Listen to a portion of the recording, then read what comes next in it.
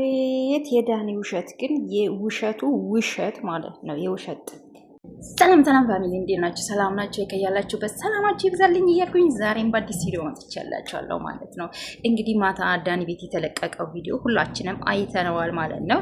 እንግዲህ በተራው ደግሞ ዳኒ ሩታን ከቶ ወደ አነ አብርሽ መረጃ እያደረሰ ነው። ሰበር ዜና አላለም?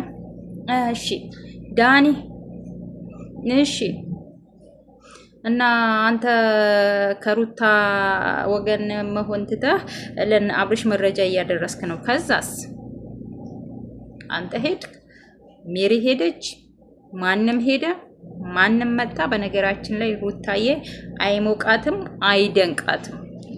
ብዙ ባታለቀልቁ እየተሻለ ነው። ብዙ አታለቅልቁ። ሩታ እንደሆነች ምንም አይደንቃትም። ማናችሁም ሄዳችሁ መጣችሁም አይደለም እናንተ። አብርሽም ሄዶ አይዶን ኬር ናት ሩታዬ ማለት ነው። በዚህ ልክ አታለቅልቁ። አሁን ደግሞ ሜሪ ከነሱ ጋር ሆና ነው፣ ውሸቷን ነው። በነገራችን ላይ እኔ ዳኒም የሆነ ሴራ አሲሮ ነው እንጂ እውነትም ለና አብርሽ ተቆርቁሮ ወስዶ መረጃም እያስረከበ ነው ብዬ አላስብም ማለት ነው። ወይስ ድራማው እንዲቀጥል ነው?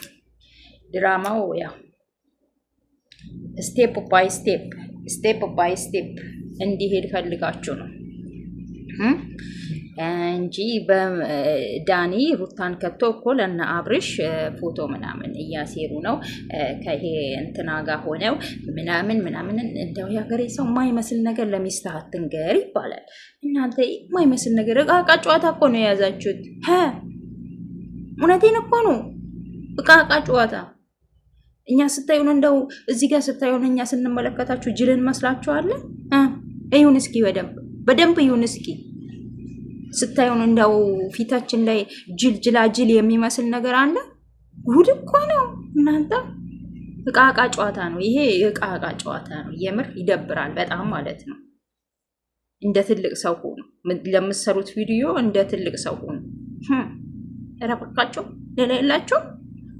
ጉድ እኮ ነው።